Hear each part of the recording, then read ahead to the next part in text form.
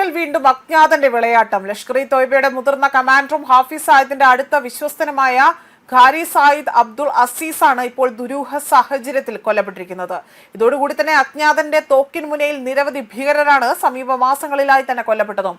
അമിത്ഷായുടെ അജ്ഞാതൻ പക്കം പാർത്തിരുന്നു കൊണ്ട് ഭീകരർക്ക് നേരെ നിറയൊഴിച്ച് കൊലപ്പെടുത്തുന്നു എന്നതിന്റെ ഏറ്റവും വലിയ തെളിവാണ് ഈ വാർത്ത സൂചിപ്പിക്കുന്നത്.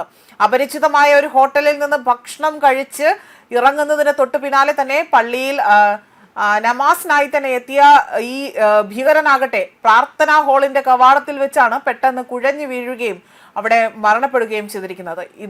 ഇതോടുകൂടി തന്നെ ഇയാളെ ഉടൻ തന്നെ ആശുപത്രിയിൽ എത്തിച്ചെങ്കിലും മരണം സംഭവിച്ചതായി തന്നെ ഡോക്ടർ സ്ഥിരീകരിച്ചു. ഇസ്ലാമാബാദിലെ ഖുബാ പള്ളിയിൽ അവിടെ നടന്ന സംഭവത്തിന്റെ CCTV ദൃശ്യങ്ങൾ പുറത്തു വന്നിട്ടുണ്ട്.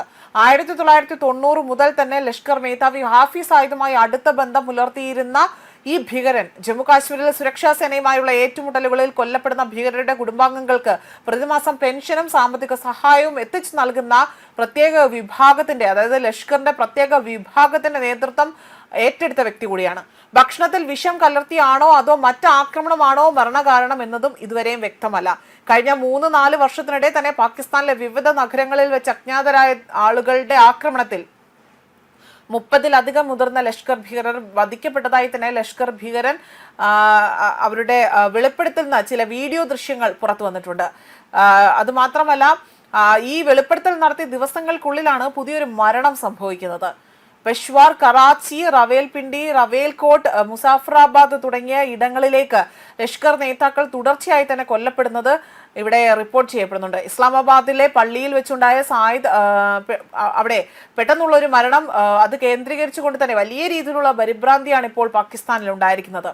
അതേസമയം കഴിഞ്ഞ മാസം 3 ലഷ്കർ ഭീകരരെ പാകിസ്ഥാനിൽ ദുരൂഹ സാഹചര്യത്തിൽ മരിച്ച നിലയിൽ കണ്ടെത്തിയിരുന്നു. അതിൽ ഹാഫിസ് സയ്യിദിന്റെ അടുത്ത അനുയായിയും സഹായിയും ഉൾപ്പെട്ടിട്ടുണ്ട്. ഇതോടുകൂടി തന്നെ ഇവിടെ വീണ്ടും അജ്ഞാതൻ വളരെയധികം സജീവമായി തന്നെ പ്രവർത്തിക്കുകയും അജ്ഞാതന്റെ തോക്കിൻ മുലയിൽ ഭീകരർ വധിക്കപ്പെടുകയും ചെയ്യുകയാണ്. മാത്രമല്ല, ഇന്ത്യക്കെതിരെ ആയുധമെടുക്കുന്ന ഭീകരരെ ഒരു നിമിഷം പോലും വെച്ചു പൊറപ്പിക്കില്ല.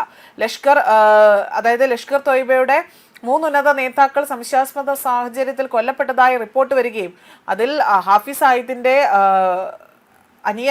സയ്യിദിന്റെ അടുത്ത അനുയായി ആണെന്ന് പറയപ്പെടുന്ന ഗാസി മുംതാസ് ഉൾപ്പെടെ തന്നെ ഖാലിദ് ബഷീർ, മുഹമ്മദ് ഖാസിം എന്നിവരാണ് വിവിധ സ്ഥലങ്ങളിൽ ഈ സംഭവത്തിൽ മരിച്ചതായി തന്നെ പറയുന്നത്.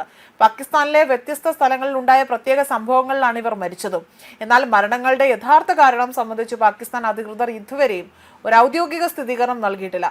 സംഭവങ്ങൾ ദുരൂഹ സാഹചര്യത്തിലായതിനാൽ തന്നെ സുരക്ഷാ വൃത്തങ്ങളിലും അന്താരാഷ്ട്ര നിരീക്ഷകരിലും വിവിധ തരത്തിലുള്ള ചർച്ചകൾക്കും ഊഹാഭോഗങ്ങൾക്കും ഇത് വഴിവെച്ചിട്ടുണ്ട് എന്നതാണ് വ്യക്തമാക്കിയിരിക്കുന്നത്. ന്യൂസ് ഡെസ്ക് കർമ്മ ന്യൂസ്.